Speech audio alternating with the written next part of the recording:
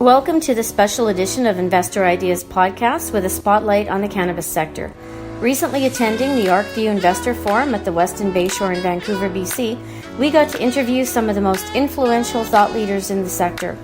Over the next coming week, tune in to hear guests such as Troy Dayton from Arcview, Sean McCabe from Electrum Partners, and Mike Gorenstein from the first publicly traded NASDAQ cannabis company. And many more, including an exclusive interview with the startup winner from the forum. You will hear thoughts on emerging markets, key data from the US and Canada, and how tech plays a role in the cannabis sector and what it takes to become a success in this industry.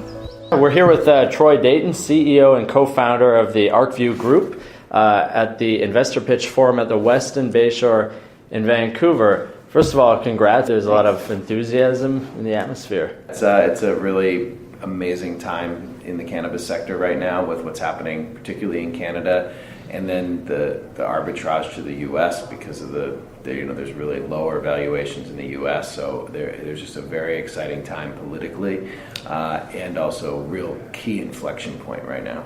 And on that note, with Canada being quite a hot market now in terms of cannabis, and like you say, what's going on in the U.S., with the next kind of 5 years, how do you see the market, and are any countries in particular in the forefront? Yeah, well, I mean, this market's growing at about a 27% compound annual growth rate in North America. And so, it's about a $10 billion market today, growing to about a $24 billion market.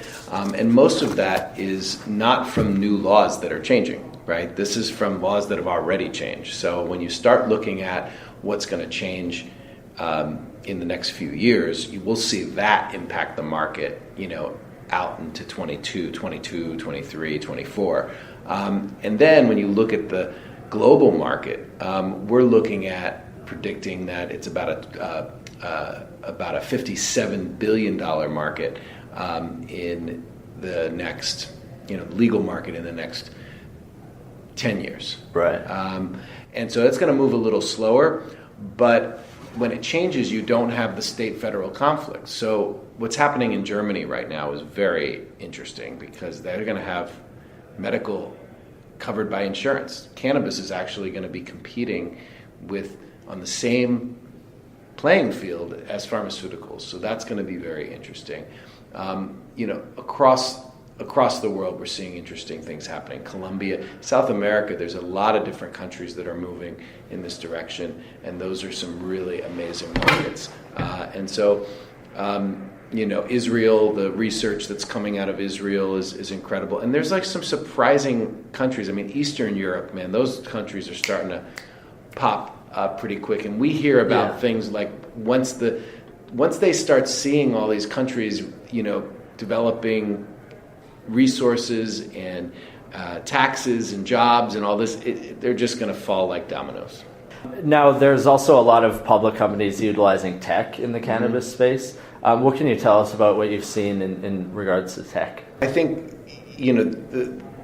there's the old saying about the picks and shovels during the gold rush, that it wasn't so much the gold rush folks that made the money. Yeah. It's the people that did the picks and the shovels and the jeans and all of that. I think the same thing's going to be true here. In the end, I don't think people that grow cannabis are going to be the big winners. Right now, that's the case because there's limited licensing and there's a lot. But eventually, this becomes a commodity, and you don't hear about the great hop growers, or you hear about beer, right?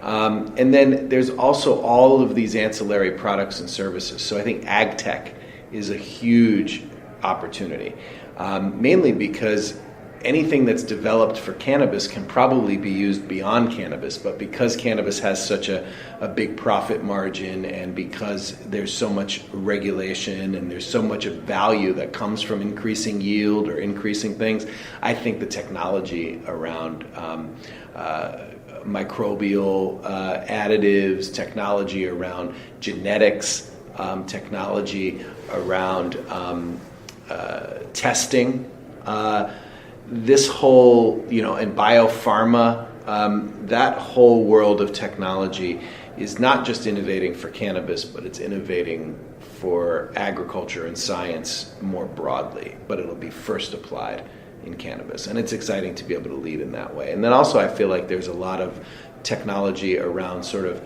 automating cultivation facilities and getting a lot more visibility through sensors and things like that, which will reduce the cost of labor.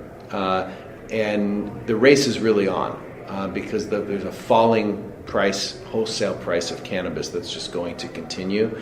And it's going to be these farming technological innovations and genetic innovations that are going to help really drive that. And the people that can deploy those technologies are going to really have an outsized opportunity.